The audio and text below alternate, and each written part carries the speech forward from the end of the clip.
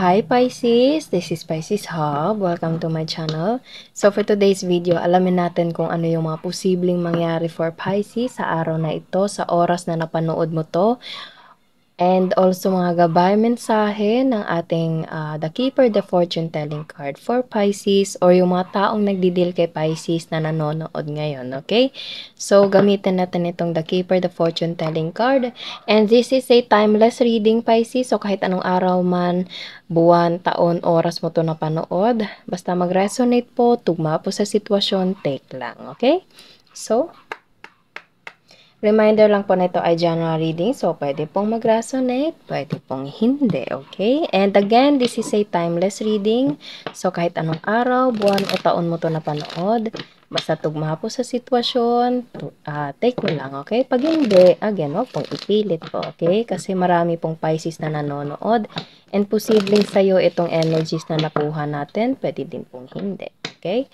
And ang mga energies na lalabas dito, feminine or masculine po, ay pwede po sa babae, sa lalaki, and sa LGBT. Okay, take lang kung saan po mag-resonate. Oh, wow! Marriage.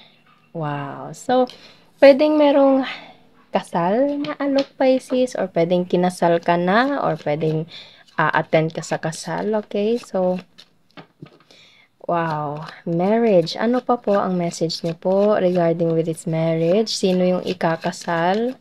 Okay, ano po ang ayun. So there's an unexpected income. So pwedeng ito ay merong connection, something na parang surprise proposal, Pisces, or okay. So ilan to?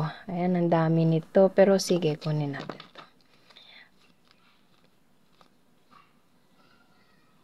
So, meron tayo ditong 6. Okay, so, meron tayo ditong family room. Meron tayo ditong judication, message of concern, expectation, gift, and courtship. Oh, wow!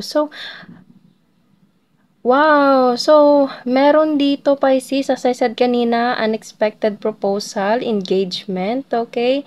Or something na parang meet the parents, bottom of the deck is new pathway.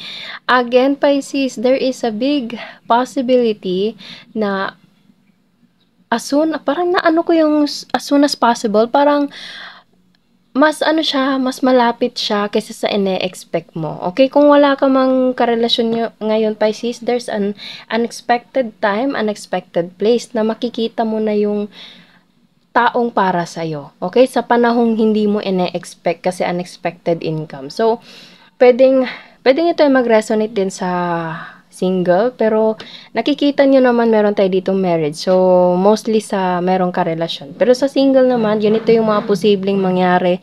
Pasensya na po talaga po sa background noises po, okay? Mga posibleng mangyari, okay? As soon as possible, sa panahong hindi mo ine-expect, darating yung taong para sa'yo. Darating yung taong nakalaan para sa'yo, Pisces, okay?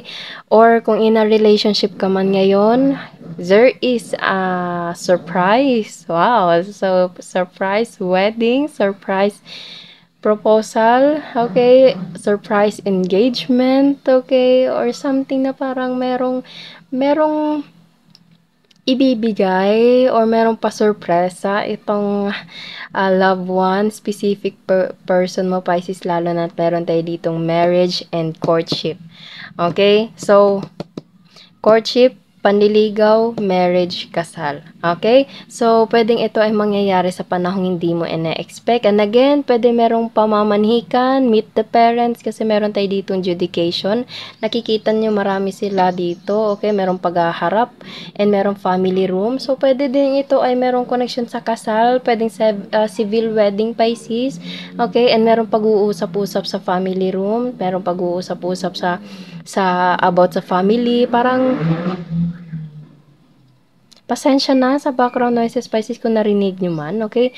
Meron pag-uusap-usap po, okay? Pwede meet the parents, as I said kanina, pag-usap-usap, ganito yung detalye na kasal namin, okay? Ganito yung ganito, ganyan, okay? So feel ko parang intimate wedding siya, Pisces, but at the same time, this is so romantic, okay? And message of concern, pwedeng, Meron ka as I said kanina, meron kang matatanggap na mensahe, nakikita niyo meron siyang hawak na papel, okay? Expectation. So, the moment na malaman mo itong pa-surprise ng taong dinidil mo, Pisces, pa-surprise ng taong minamahal mo, you will expect something and this is the gift. Okay? Unexpected expectation. So, andun na yung pag-level up. So, at first, parang merong surprise muna itong taong to. And then, sasabihin niya sa'yo. And then, yun na nga, malalaman mo na kung ano yung ibibigay niya sa yung gift na ito. Kung ano yung laman nito. Nakikita niyo merong nagbibigay and merong tumatanggap. And ito yun. Okay? So, there's a big possibility of engagement. There's a big possibility of having a new life, a new beginning, a new pathway. Ito yon, new pathway together with this person. Okay? Ito yon. Okay? So, wow! This is obviously a love reading, Pisces. So, this person na dinidil nyo po ngayon is nakikita ka or merong plano itong taong to na magpakasal sa'yo. Nakikita ka niya sa future niya, Pisces. Okay? And again, meron siyang kakausaping mga tao, meron kang kakausaping mga tao or kayong dalawa, nag-uusap-usap na kayo. After the engagement, kakausapin nyo yung both family. Pasensya na talaga kung medyo maingay po. Okay? So, pwedeng yung background noises po na yan na parang parang ang tawag nito, yung parang sa motor, okay, or parang yung engine. So, pwedeng, as I said kanina, as soon as possible to, Pisces, okay? Parang anytime tatakbo na, anytime mag-i-start na, parang ganun, okay? So, almost ko na, almost, konektado siya sa reading natin ngayon. Yung anong tawag dun, hindi ko alam yung word na paggaganon sa engine na iyon. Pero, yung parang almost at the same time na nagaganon yung background noises natin, Pisces, and this our reading right now. Sinabi ko kanina na parang darating ito sa panahong hindi mo ine-expect as soon as possible. Mas malapit pa sa ine-expect mo, Pisces. Okay? So, wow, this person have a surprise for you, and after that, merong expectation, merong pag-uusap-usap both families, okay? Or pwedeng something na parang merong civil wedding, okay? Merong kang, it's either ikaw yung nagpaplano, Pisces, or this person is planning something together with him, together with her, okay? Sa buhay na kasama siya, kasama ka, okay? Lalakarin nyo to papunta sa future nyo, Pisces. Nakikita ka ng taong to na makasama sa future niya, okay? Makasama habang buhay.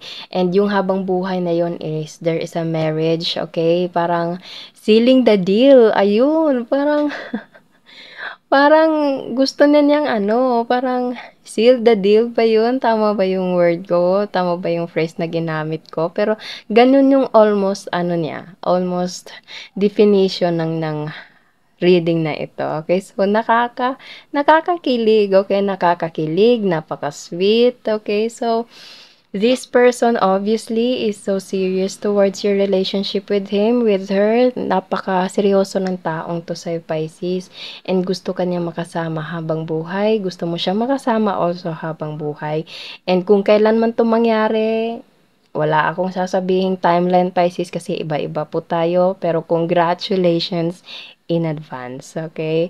So, wow. Kuha tayo ng mga initials, random words sa mga konektado, posibleng konektado sa reading natin ngayon, okay? Pwedeng ito ay pet lover, you are pet lover, negosyo, maliit ang ilong, letter E, Y, R. Oh, there's a Ray. So, pwede meron kang karelasyon na Ray. Ang pangalan, Pisces, there's an C, H. Meron tayo ditong H. Ano pa? Kamag-anak. Tahimik. Car. Ayun, sinabi ko kanina, yung parang nag-e-engine. Yung, although kanina is parang motor, pero almost the same lang yun. So, malapit na. Okay, kulang na lang mag-start, kulang na lang mag-go, and then, yun na, tuloy-tuloy na yun, okay? So, there's a letter J, And letter L. Okay, CJREHEYL. Ayun, meron pa tayo dito, payat, abroad. Okay, so pwedeng merong isa sa inyo yung abroad. Travel, yes, there's a travel and abroad, Pisces, W, and payat. Okay? So, yun po ang reading natin ngayon gamit ang ating The Keeper, the Fortune Telling card. Naway nagustuhan niyo po, Pisces. Huwag niyo po sanang kalimutan na mag-like at mag-subscribe po sa ating channel and click the bell button para ma-notify po kayo sa next videos na i-upload natin. Okay? So, thank you, Pisces, and God bless!